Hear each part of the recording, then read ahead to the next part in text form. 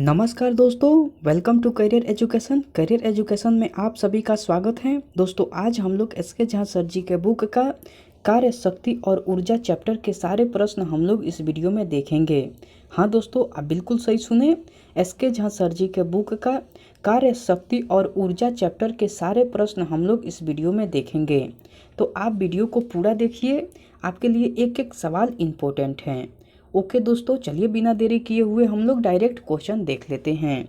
एक number question कह रहा है कि गतिज ऊर्जा और स्थितिज ऊर्जा को सम्मिलित रूप से कहा जाता है। चार ऑप्शन दिया है, इसमें से आपको चुनकर बताना है कि गतिज ऊर्जा और स्थितिज ऊर्जा को सम्मिलित रूप से कहा जाता है तो यांत्रिक ऊर्जा कहा जाता है। क्या कहा जाता है दोस्तों? तो यांत्रिक ऊर्जा कहा जाता है। ऑप्शन सी जो है वो आपका बिल्कुल सही उत्तर हो जाएगा। ओके, चलिए नेक्स्ट क्वेश्चन आपको 2 नंबर कह रहा है कि एक हल्के तथा एक भारी पिंड का संवेग समान है तो किसकी गतिज ऊर्जा अधिक है? तो हल्के पिंड की गतिज ऊर्जा जो है वो अधिक है। किसका है दोस्तों? तो हल्के पिंड की। ऑप्शन ए जो है वो आपका बिल्कुल सही उत्तर हो जाएगा। ओके, चलिए नेक्स्ट क्वेश्चन आपको 3 नंबर कह रहा है कि कार्य करने में मानव शरीर द्वारा प्रयुक्त ऊर्जा होती है। कार्य करने में मानव शरीर द्वारा प्रयुक्त ऊर्जा होती है तो स्थितिज ऊर्जा होती है। कौन सी ऊर्जा होती है दोस्तों? तो स्थितिज ऊर्जा। ऑप्शन ए जो है वो आपका बिल्कुल सही उत्तर हो जाएगा। ओके, चलिए नेक्स्ट क्वेश्चन आपको 4 नंबर कह रहा है कि एक हॉर्स पावर बराबर होता है। एक हॉर्स पावर किसके बराबर होता है? तो 746 वाट के बराबर होता है। एक हॉर्स पावर जो है वो आपको 746 वाट के बराबर होता है। ऑप्शन ए जो है वो आपका बिल्कुल सही उत्तर हो जाएगा।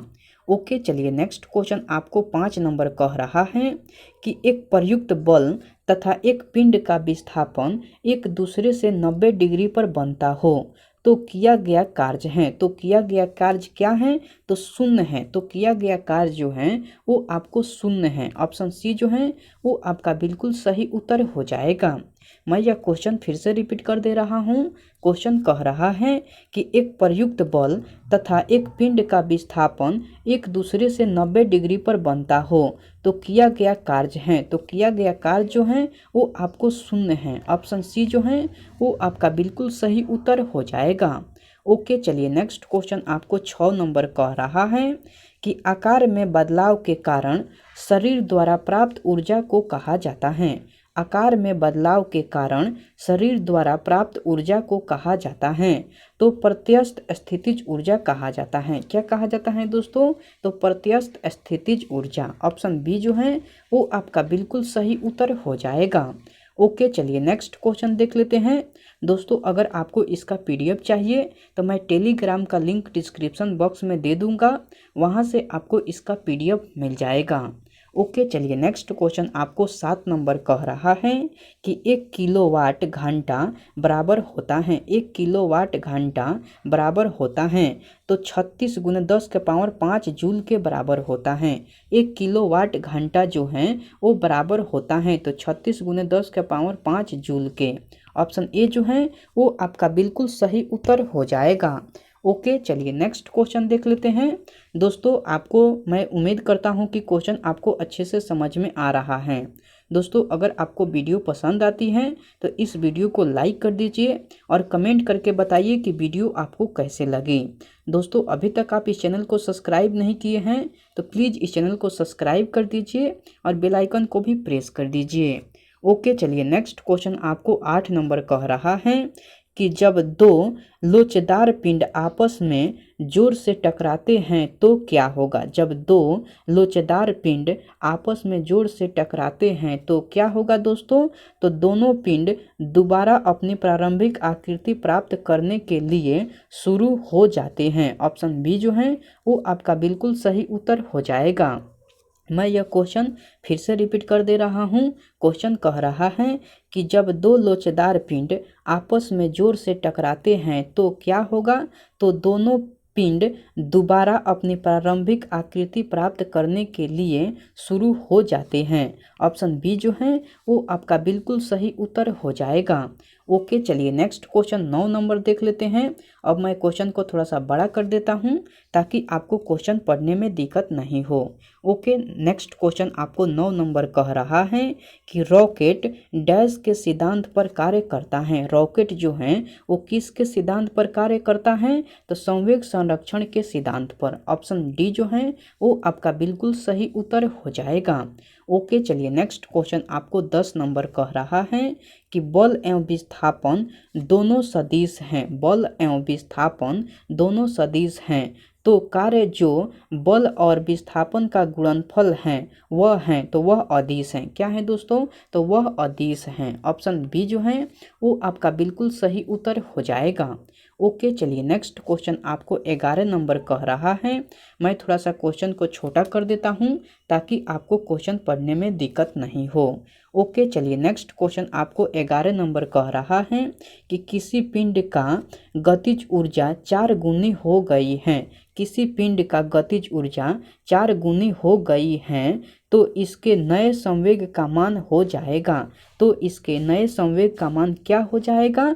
तो प्रारंभिक मान से 2 गुना हो जाएगा। तो इसके नए संवेग का मान जो है वो प्रारंभिक मान से 2 गुना हो जाएगा। ऑप्शन सी जो है वो आपका बिल्कुल सही उत्तर हो जाएगा। तो चलिए नेक्स्ट क्वेश्चन आपको 12 नंबर कह रहा है कि बल द्वारा किया गया कार्य धनात्मक होता है जब बल की डैश में विस्थापन के होती हैं। जब बल की दिशा में विस्थापन होती है तो किया गया कार्य जो है वो धनात्मक होता है। ऑप्शन बी जो है वो आपका बिल्कुल सही उत्तर हो जाएगा। ओके, चलिए नेक्स्ट क्वेश्चन आपको 13 नंबर कह रहा है कि गतिज ऊर्जा और स्थितिज ऊर्जा सम्मिलित रूप को कहा जाता है। गतिज ऊर्जा और स्थितिज ऊर्जा सम्मिलित रूप को कहा जाता है तो यांत्रिक ऊर्जा कहा जाता है। क्या कहा जाता है दोस्तों? यांत्रिक ऊर्जा। ऑप्शन सी जो है वो आपका बिल्कुल सही उत्तर हो जाएगा।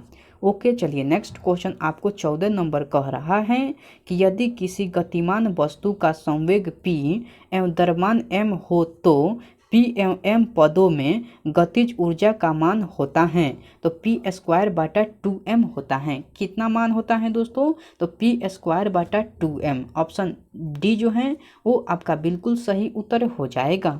ओके, चलिए नेक्स्ट क्वेश्चन आपको 15 नंबर कह रहा है कि एक हल्के एवं एक भारी पिंड की गतिज ऊर्जा समान है तो किसकी संवेग अधिक है? तो भारी पिंड का संवेग जो है वो अधिक है। ऑप्शन ए जो है वो आपका बिल्कुल सही उत्तर हो जाएगा। ओके, चलिए नेक्स्ट क्वेश्चन आपको 16 नंबर कह रहा है कि संवेग बराबर होता है। संवेग किसके बराबर होता है? तो द्रव्यमान गुने वेग के। संवेग जो है वो बराबर होता है तो द्रव्यमान गुने वेग के बराबर होता है। ऑप्शन ए जो है वो आपका बिल्कुल सही उत्तर हो जाएगा। ओके, चलिए नेक्स्ट क्वेश्चन आपको 17 नंबर कह रहा है कि एक ट्रक तथा एक कार समान गतिज ऊर्जा के साथ गतिशील हैं। उन्हें रोकने के लिए अगर बल प्रयुक्त किया जाता है तो दोनों ही ठहरने के पूर्व समान दूरी तय करेंगे। तो दोनों ही ठहरने के पूर्व समान दूरी तय करेंगे। ऑप्शन सी जो है वो आपका बिल्कुल सही उत्तर हो जाएगा। ओके, चलिए नेक्स्ट क्वेश्चन आपको 18 नंबर कह रहा है कि आदर्श मशीन की दक्षता बराबर होती है। आदर्श मशीन की दक्षता बराबर होती है तो n बराबर 100% के। n बराबर 100% के बराबर होती है। ऑप्शन सी जो है वो आपका बिल्कुल सही उत्तर हो जाएगा। ओके, चलिए नेक्स्ट क्वेश्चन आपको 19 नंबर क्वेश्चन कह रहा है कि तेज गति से आने वाली क्रिकेट गेंद को पकड़ते समय एक क्षेत्र रक्षक अपनी बाहों को पीछे की ओर क्यों करता है? क्योंकि वह लंबे समय तक कम बल का अनुभव करता है। क्योंकि वह लंबे समय तक कम बल का अनुभव करता है। ऑप्शन सी जो है वो आपका बिल्कुल सही उत्तर हो जाएगा। मैं यह क्वेश्चन फिर से रिपीट कर दे रहा हूँ। क्वेश्चन कह रहा है कि तेज गति से आने वाली क्रिकेट गेंद को पकड़ते समय एक क्षेत्र रक्षक अपनी बाहों को पीछे की ओर क्यों करता है? क्योंकि वह लंबे समय तक कम बल का अनुभव करता है। ऑप्शन सी जो है वो आपका बिल्कुल सही उत्तर हो जाएगा। ओके, चलिए नेक्स्ट क्वेश्चन आपको 20 नंबर कह रहा है कि जब एक पिंड किसी अनंत तल पर लुढ़कता है तो इसके पास रहती हैं, तो इसके पास क्या रहती हैं? तो दोनों ऊर्जा रहती हैं, यानी कि गतिज ऊर्जा एवं स्थितिज ऊर्जा दोनों ऊर्जा रहती हैं। ऑप्शन सी जो है वो आपका बिल्कुल सही उत्तर हो जाए। दोस्तों चलिए नेक्स्ट क्वेश्चन आपको 21 नंबर कह रहा है कि जब आप एक काइल स्प्रिंग को कंप्रेस करते हैं तो आप उस पर काम करते हैं, प्रत्यस्थ स्थितिज ऊर्जा डैश हैं, तो उसकी प्रत्यस्थ स्थितिज ऊर्जा जो है वो आपको बढ़ती है। ऑप्शन सी जो है वो आपका बिल्कुल सही उत्तर हो जाएगा। ओके, चलिए नेक्स्ट क्वेश्चन आपको 20 नंबर कह रहा है। मैं क्वेश्चन को और थोड़ा सा छोटा कर देता हूँ ताकि आपको क्वेश्चन पढ़ने में दिक्कत नहीं हो। ओके, नेक्स्ट क्वेश्चन आपको 22 नंबर कह रहा है कि किसी बल द्वारा एक कण को एक बिंदु से दूसरे बिंदु तक विस्थापित करने में किया गया कार्य दोनों बिंदुओं के बीच के मार्ग पर निर्भर नहीं करता है, तो इस प्रकार के बल को कहा जाता है। तो इस प्रकार के बल को क्या कहा जाता है? तो निश्चित रूप से नहीं कहा जा सकता है। तो इस प्रकार के बल को निश्चित रूप से नहीं कहा जा सकता है। ऑप्शन सी जो है वो आपका बिल्कुल सही उत्तर हो जाएगा। ओके, चलिए नेक्स्ट क्वेश्चन आपको 23 नंबर कह रहा है कि एक बंद मार्ग पर किसी संरक्षित बल द्वारा किया गया कार्य होता है। एक बंद मार्ग पर किसी संरक्षित बल द्वारा किया गया कार्य होता है तो न्यूनतम होता है। किसका कार्य होता है दोस्तों? तो न्यूनतम। ऑप्शन बी जो है वो आपका बिल्कुल सही उत्तर हो जाएगा। ओके, चलिए नेक्स्ट क्वेश्चन आपको 24 नंबर कह रहा है कि द्रव्यमान और वेग का गुणनफल क्या कहलाता है? द्रव्यमान और वेग का गुणनफल क्या कहलाता है? तो संवेग कहलाता है। ऑप्शन बी जो है वो आपका बिल्कुल सही उत्तर हो जाएगा। ओके, चलिए नेक्स्ट क्वेश्चन आपको 25 नंबर कह रहा है कि किसी गतिशील पिंड का वेग आधा करने से उसकी गतिज ऊर्जा हो जाती है, तो उसकी गतिज ऊर्जा जो है वो चौथाई हो जाती है।